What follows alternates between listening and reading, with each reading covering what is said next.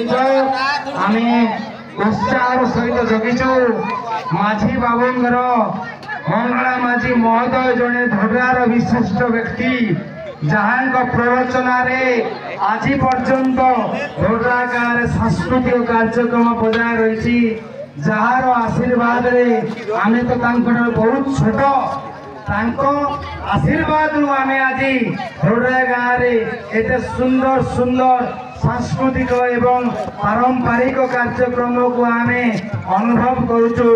जय माँ जगज्जननी, जय माँ जगज्जननी। माझी बाबूंकर उत्तम स्वास्थ्य एवं तांकर अभिवृद्धि कामना करी मु प्रसाद छाटोई आज ये नाटक को आरंभ करने श्री गुरु महोदयंकर आशीर्वाद नौची। धन्यवाद।